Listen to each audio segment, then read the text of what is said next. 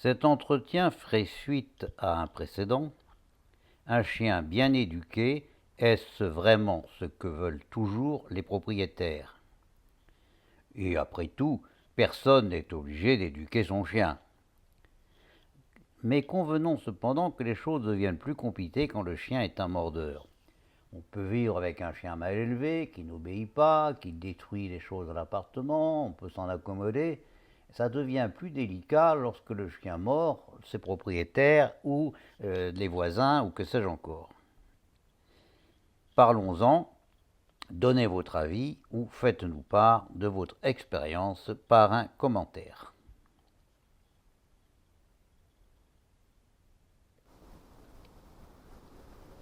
Un cas très difficile, c'est celui de la morsure. Un dicton populaire dit « tant qu'il n'y a pas mort d'homme ». Après tout, chacun est maître de ses choix. Pourtant, la morsure, c'est tout à fait différent. Un chien normal et normalement élevé ne devrait jamais avoir même l'idée de mordre ses maîtres et les amis de ses maîtres et les voisins, etc. Il devrait être conditionné à ne pas pouvoir mordre. De même qu'un enfant normalement élevé est incapable de frapper ses parents ou n'importe quel autre adulte. Un enfant normalement élevé ne frappe pas ses parents et ne frappe pas ses professeurs. Eh bien, c'est pareil pour un chien, il ne devrait pas être capable de mordre. Mais s'il n'y a pas eu d'éducation préventive, eh bien, les choses sont différentes. Tout le monde n'a pas le bon sens de comprendre que le chien doit être conditionné à ne pas mordre.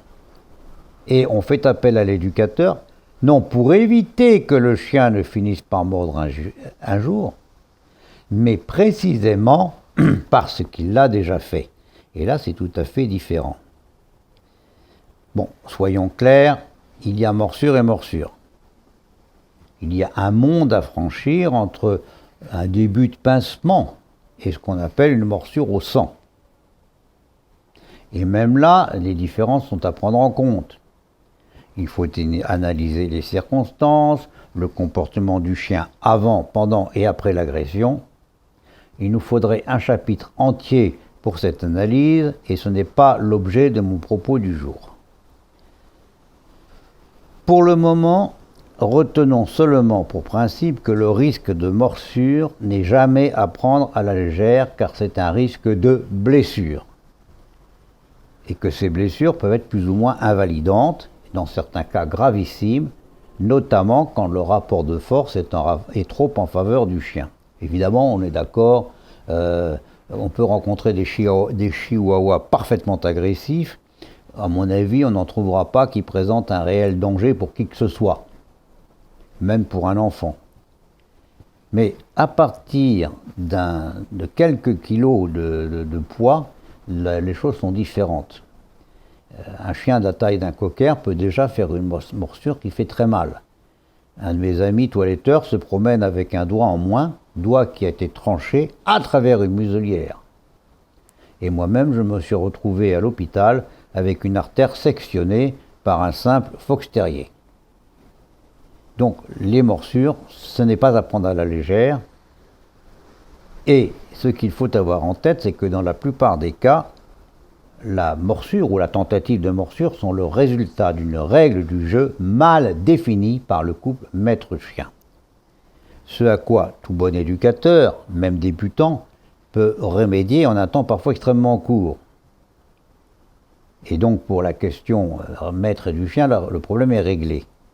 Mais qu'en est-il de la relation propriétaire-chien, conducteur-chien ?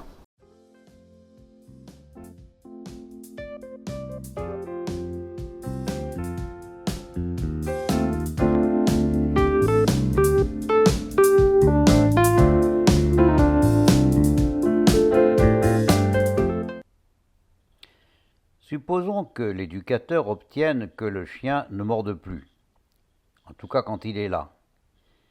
Est-ce que c'est satisfaisant en soi? Est-ce qu'il peut garantir que le chien ne mordra plus jamais, qu'il ne reste pas un mordeur potentiel? Et si tel est le cas, est-ce une solution acceptable pour le long terme?